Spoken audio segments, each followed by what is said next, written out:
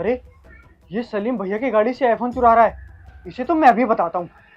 क्यों बे सलीम, तेरे को शर्म नहीं आई? अपने मालिक की गाड़ी से फोन चुरा रहा है। नहीं साहब, मैंने कोई चोरी नहीं की। अरे नहीं सुननी मुझे तेरी कोई बात। आज तो मैं तुझे काम से निकलवा के रहूंगा। तू बस आने दे भैया को। नहीं नहीं साहब, ऐसा मत कीजिए, पहले मेरी बात तो सुनिए। अरे नहीं, मुझे तेरी कोई बात नहीं सुननी। तुम साले नौकर होते ही ऐसे हो। साहब मेरी बात पे भरोसा करो, मैंने कोई चोरी नहीं की। मैं ऊपर वाले की कसम खा के बोलता हूँ, अल्लाह की कसम, मैंने कोई चोरी नहीं की। छी, शर्म आनी चाहिए तुझे। एक तो चोरी करता है, ऊपर से अपने अल्लाह की कसम खाता है। मैंने खुद देखा है तुझे गाड़ी से फोन चुराते हुए। साहब मैंने सच में कोई फोन नहीं चुराया। अब मैं आपको कैसे यकीन दिलवाऊं? चुप कर नौकर, मुझे नहीं है तुम जैसे नौकरों पर भरोसा। तुम पे कोई तरस खा के नौकरी दे, तुम तो उसके साथ ही ऐसा कर देते हो। आज तू आने दे भैया को। उनके आने के बाद ना मैं तुझे पुलिस में पकड़वाऊंगा। क्या हो गया छोटे, चिल्ला क्यों रहा है सलीम पर? भैया मैंने आपको बोला था ना कि आप ऐसे लोगों को नौकरी पे मत रखो, लेकिन आपने मेरी बात सुनी नहीं। अब देखो इस सलीम ने क्या किया। पर इसने ऐसा किया क्या है? ये सलीम आपकी गाड़ी से फोन चुरा रहा था। वो तो शुक्र हुआ कि मैं टाइम पर आ गया, नहीं तो ये आपकी गाड़ी से फोन निकाल के चला ही जाता। क्यों बे सलीम, दिखा दी तूने अपनी औकात। अरे आंख बंद करके भरोसा कर तेरे ऊपर, और तू मेरे साथ ऐसा करेगा? सोचा भी नहीं था मैंने। अरे अगर तुझे पैसे ही चाहिए थे तो मुझसे मांग लेता ना, चोरी करने की क्या जरूरत थी? खैर गलती तेरी भी नहीं है, तुझ जैसे नौकर ना होते ही ऐसे हैं, मौके का फायदा उठाते हैं बस। तुझ पर यकीन करना ही नहीं चाहिए था। साहब मेरी बात पे भरोसा करो, मैंने आपकी गाड़ी से आईफोन नहीं चुराया साहब। तो फिर ये आईफोन गाड़ी के अंदर से तेरे पास कैसे आया? अब खड़ा खड़ा मुंह क्या देख रहा है, जवाब दे। साहब मैंने आपकी गाड़ी से फोन नहीं चुराया, बल्कि मैं तो उसको वापस रख रहा था। अरे भैया देखो कितना झूठ बोल रहा है। मैंने अपनी आंखों से देखा है, ये आपकी गाड़ी से आईफोन निकाल रहा था। मेरी बात मानो, आपने अभी पुलिस को बुलाओ और इसको जेल में करवाओ, तभी ये सुधरेंगे नौकर। नहीं नहीं साहब, मुझे जेल में मत भेजिए, मैं आपको पूरी बात बताता हूँ साहब। साहब आप अपनी गाड़ी का लॉक बंद करना भूल गए थे और गाड़ी खुली हुई थी और ये आईफोन उसमें रखा हुआ था। तभी यहाँ पर एक लड़का आया चोरी करने के लिए और वो आईफोन को चुरा रहा था और मैंने उसको चोरी करते हुए देख लिया। और जैसे ही मैं यहाँ आया वो आईफोन को गाड़ी के ऊपर रख के भाग गया था।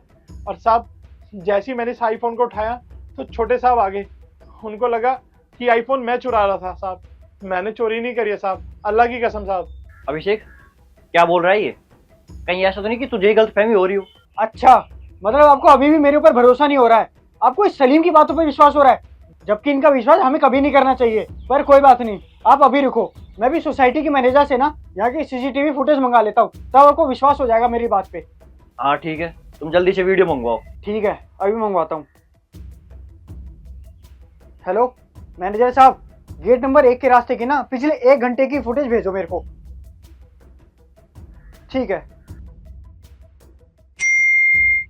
ये लो, खुद ही देख लो।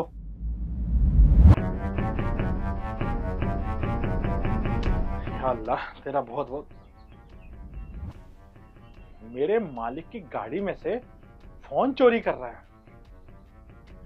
आज तो तू गया बेटा, आज देख तेरा पाला किससे पड़ा है।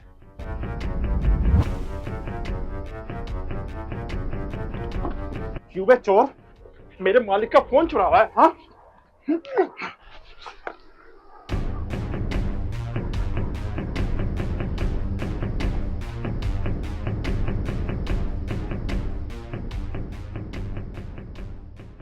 भैया प्लीज मुझे माफ कर दो, मुझसे बहुत बड़ी गलती हो गई।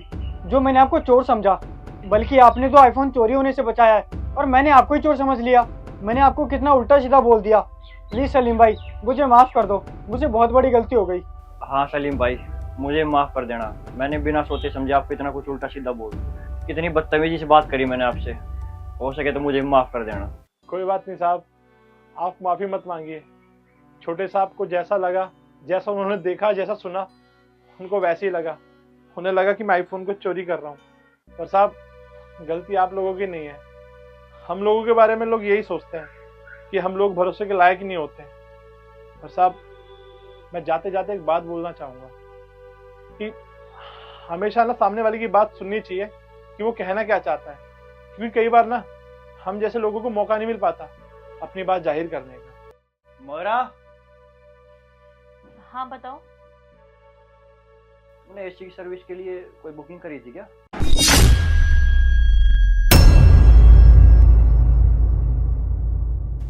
हेलो, आप एक काम करिए, आप मेरे पास कोई हिंदू वर्कर भेज दीजिए। मैम हमारे पास दूसरा कोई वर्कर नहीं है और ये हमारा बेस्ट वर्कर है। देखिए मुझे कोई कम एक्सपीरियंस वाला भी चलेगा, लेकिन ये नहीं। ठीक है मैम, हम भिजवाते हैं किसी को, हम कोशिश करते हैं। अच्छा तो आप एक काम कीजिए, आप मेरा पैसा रिफंड कर दीजिए। Thank you. सुनो, तुम जा सकते हो। जी मैम।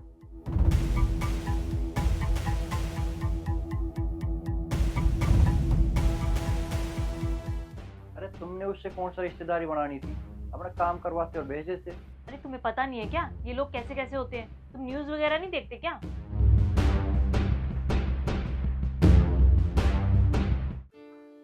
अरे भाई साहब सुनिए,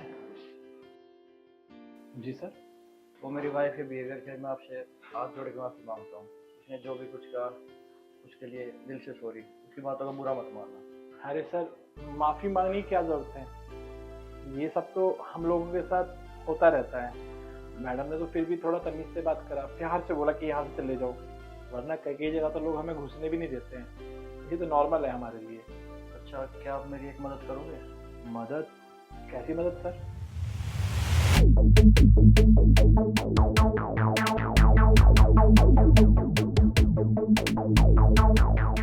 नहीं सर, ये सब मैं नहीं करूँगा। अगर ये मैंने करा तो मैडम गुस्सा हो जाएंगी, ये रहने दीजिए। अरे उस चीज़ की तुम चिंता मत करो, वो मुझ पे छोड़ दो, मैं देख लूँगा। ठीक है सर, चलिए।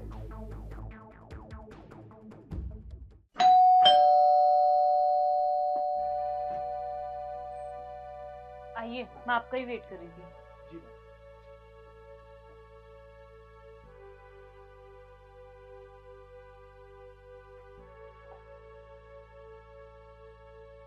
ये फेस पे मास्क क्यों लगा रखा तुमने?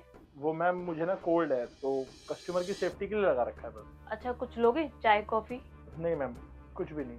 नाम क्या है तुम्हारा? मेरा नाम रवि है मैम। अच्छा रवि, तुम्हारे ऑफिस में मुस्लिम स्टाफ भी होगा ना? हाँ मैम, हमारे ऑफिस में तो सब काम करते हैं, हिंदू, मुस्लिम, सिख, क्रिश्चियन सभी। तुम्हें अजीब नहीं लगता उनके साथ काम करने में? नहीं मैम, इसमें अजीब लगने वाली क्या बात है। तुम्हें पता है अभी थोड़ी देर पहले ना एक आया था मुस्लिम काम करने मेरे पास, मैंने तो उसे भगा दिया कि मुझे नहीं करवाना तुझसे काम वाम।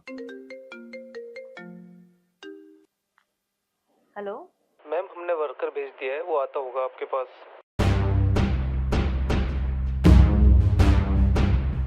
एक मिनट, मास्क उतारना। और मैम बात क्या है आप मुझे बताइए। देखो जितना मैं तुमसे कह रही हूँ ना उतना करो, मास्क हटाओ अपना।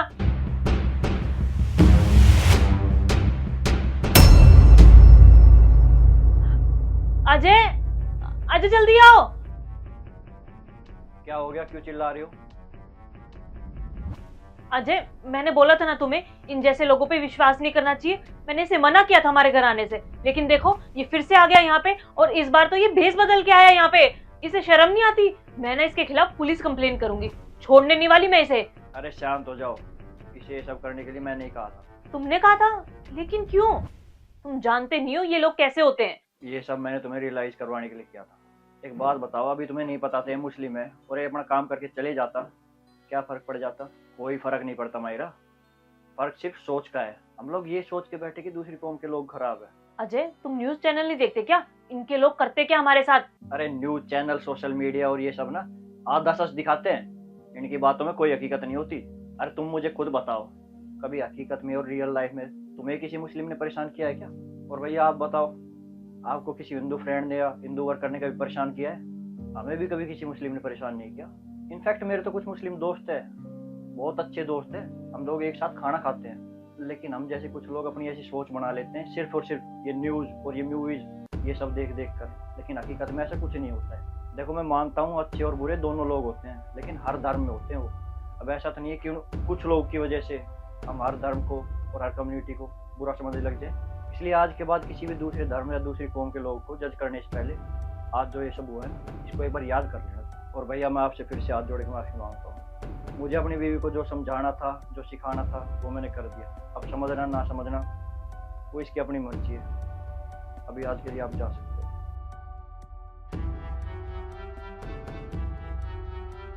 तो दोस्तों आपकी क्या राय है इस पर हमें कमेंट करके जरूर बताएं, और अगर आपको मेरी बात सही लगती है तो अपने दोस्तों और अपने रिश्तेदारों तक जरूर